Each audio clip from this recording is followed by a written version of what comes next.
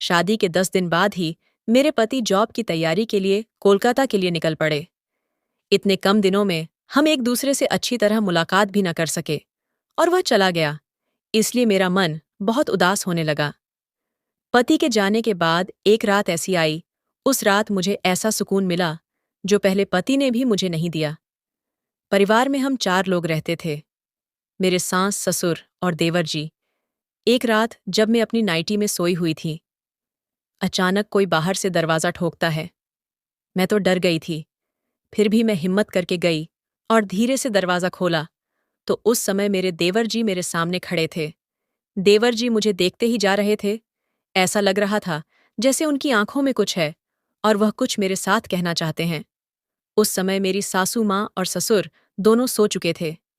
मेरे देवर की पढ़ाई करते थे और वह देर रात तक सोते नहीं थे। मैंने पूछा, देवर जी क्या हुआ? आप इतनी रात गए, यहाँ कुछ काम था क्या? मेरे देवर जी मुझे ऐसे देखे जा रहे थे जैसे वह पूरी तरह से मुझे देखकर पागल हो रहे हैं। पहले तो मुझे देखकर मुस्कुराई और बोले, भाभी मुझे कुछ काम है और मैं अपनी एक बात भी आपको बोलना चाहता हूँ, लेकिन मैं बोल नहीं पा रहा हूँ। मेरे देवर जी बिना कुछ सोचे समझे मुझे यह बात बता रहे थे। पहले तो मेरे देवर जी मुझे देखकर ही मुझसे दूर हट जाते थे, लेकिन मेरे पति के जाने के बाद पता नहीं क्यों वह मेरे करीब आने की कोशिश करते थे। मैंने भी कह दिया, देवर जी आप घबराओ मत, अंदर आ जाइए, बात करते हैं। कहकर मैंने देवर जी का हाथ पकड़कर उनको अंदर ले गई। देवर जी मन ही मन बहुत खुश हो रहे थे। मैं उनको तिरछी नजरों से देखी जा रही थी। पहली बार मैंने देवर जी का हाथ पकड़ा और मुझे पता नहीं क्यों अजीब सा लगा। हम दोनों फिर बातें करने लगे। देवर जी अपनी बातें बताने लगे। उसके बाद देवर जी मेरी खूबसूरती की तारीफें किए जा रहे थे। जब भी कोई मेरी खूबसूरती की तारीफ करता है तो मुझे वह अच्छा लगने लगता है। धीरे धीरे पता नहीं क्यों मैं भी देवर जी की तारीफें करने लगी और हम दोनों ऐसे बातें करने लगे जैसे पिछले कई सालों से दोस्त बनकर रह रहे हैं। बातें करते करते करीब 11 बज चुके थे रात के। हम धीरे धीरे बातें कर रहे थे ताकि मेरे ससुर और सासू माँ ना उठ जाएं, क्योंकि अगर उन दोनों को यह बात पता चले कि हम अभी तक सोए नहीं तो वह मुझे डांट भी सकते हैं। इसलिए मैं यह सब कर रही थी। हमारी बातें तो खत्म नहीं हो रही थीं, लेकिन मैंने फिर भी देवर के सामने कुछ नहीं कहा, क्योंकि मैं वह सब कुछ देवर से सुनना चाहती थी जो देवर मुझे कहने आया था। मैं जानबूझकर चुपचाप बैठी रही। आखिरकार वह वक्त आ ही गया जिसका मुझे भी इंतजार था। देवर जी ने मेरे बालों पर हाथ सहलाते हुए कहा, तुम बहुत अच्छी लगती हो, मेरे सपनों में तुम्हारा चेहरा बस चुका है। ऐसा कहते हुए देवर जी मेरी ओर बढ़ते जा रहे थे। मैं भी देवर जी को मना नहीं कर पाई और मैंने कहा, चल झूठे, इतनी तारीफ है मत किया कर। मेरे देवर जी कहने लगे, भाभी जी, मैं आपकी झूठी तारीफ बिल्कुल भी नहीं कर रहा हूँ। सच में मुझे आप बहुत प्यारी लगती हो। मैं देवर जी की बातों में फंसती जा रही थी। इधर मेरे पति शादी के 10 दिन बाद ही चले गए तो मैं उनके साथ अच्छे से वक्त भी नहीं बिता पाई।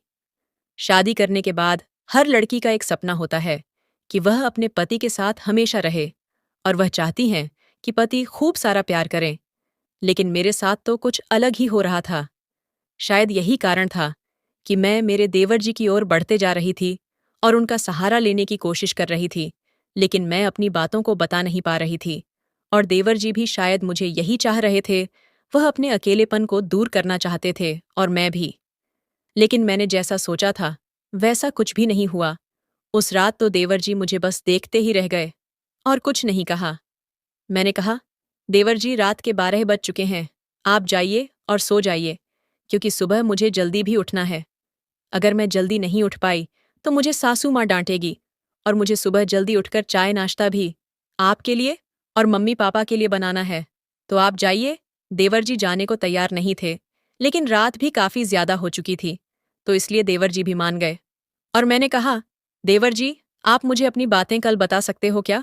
देवर जी कहने लगे, हाँ भाभी जी, बिल्कुल मैं आपको बता दूंगा। मुझे कुछ कहना था, वह बातें मैं आपको कल बता दूंगा। मैंने कहा, ठीक है देवर जी, आप कल आ जाइए, कल मिलेंगे। वैसे भी तुम्हारे भैया तो जॉब के लिए उधर ही रहते हैं। मैं अकेले बोर हो जाती हूँ, इसलिए आप रोज आया करो ताकि मुझे अकेलापन महसूस ना हो, मुझे बोरिंग ना लगे। मेरे देवर जी कहने लगे, अगर ऐसी बात है तो ठीक है, भाभी जी, मैं पढ़ाई के तुरंत बाद आपके पास आ जाऊंगा। मुझे भी अच्छा नहीं लगता, मैं भी अकेला बोर हो जाता हूँ। इतना कहकर मेरे देवर जी मुझे देखकर मुस्कुराते हुए चले गए और मैं भी उनको देखते ही रह गई। उसके बाद मैं दरवाज़ा बंद करके सोने की तैयारी करने लगी, लेकिन पता नहीं क्यों मेरे मन में देवर जी की तस्वीर आ रही थी। जब भी मैं आंखें बंद कर रही थी तो देवर जी की याद आ रही थी। ऐसा लग रहा था जैसे मुझे भी देवर जी अपनी ओर खींच रहे हैं, लेकिन मैं यह सब नहीं करना चाहती थी। फिर भी मेरा मन पता नहीं क्यों अकेले में उनकी ओर ही बढ़ता जा रहा था।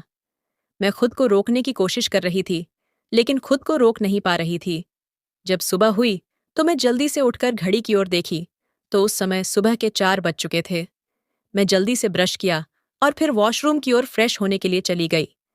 सुबह सुबह मैं मंदिर तो नहीं जाती थी, लेकिन मेरी सासू माँ कहती है कि बहू, सुबह सुबह तुम मंदिर जाया करो, दिन अच्छा जाएगा। इसलिए मैं सासू माँ की बातों को टाल नहीं सकती थी और सुबह सुबह उठकर मंदिर जाती थी। मंदिर जाते हुए लगभग 3 दिन ही हुए थे। मंदिर हमारे घर के थोड़ी ही दूरी पर है। मैंने उस दिन देखा कि देवर जी जल्दी उठ चुके थे। मैंने कहा, देवर जी, आप मेरे साथ आ रहे हो क्या मंदिर? मैं अकेले जा रही हूँ। मेरे देवर जी भी मान गए और मेरे साथ चलने के लिए तैयार हो गए। शायद वह भी यही चाह रहे थे कि मुझे कब भाभी के साथ घूमने का मौका मिले। मैं देवर जी को लेकर मंदिर पहुंची और फिर पूजा पाठ करके घर वापस आ गई। और देवर जी मुझे कहने लगे, भाभी जी, आप आज खाने में क्या बना रही हो? मैंने कहा, देवर जी, जो आपको पसंद है वही। उसके बाद तो देवर जी कहने लगे, आलू के पराठे बना दीजिए। आलू के पराठे मुझे बहुत अच्छे लगते हैं। मैंने कहा, ठीक है देवर जी, जैसे आपकी मर्जी, लेकिन थोड़ा टाइम लगेगा। देवर जी कहने लगे, कोई बात नहीं, भाभी जी, मैं वेट कर लूंगा।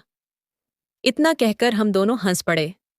दिन के समय में जब खाना बनाकर फ्री थी तो मेरे देवर जी मेरे कमरे में आकर खूब सारी बातें करने लगे और कहने लगे, भाभी जी, मैं रात के समय आऊंगा और आपको कुछ बातें बताना है। जब रात के समय में नाइटी में सोई हुई थी तो देवर जी चुपके से मेरे कमरे में आ गए और फिर मेरा हाथ पकड़ लिए। मैंने कहा, देवर जी, ये सब क्या है? कहने लगे, वही कर रहा हूं भाभी जी, जो आपसे कहना चाहता हूं। देवर जी कहने लगे, भाभी जी, मैं आपसे बहुत प्यार करता हूं और आपकी खूबसूरती को देखकर पागल हो चुका हूं। उसके बाद मुझे रहा नहीं गया और मैंने भी कह दिया, देवर जी, मुझे भी आप बहुत अच्छे लगते हो। मुझे भी आपसे प्यार हो चुका है।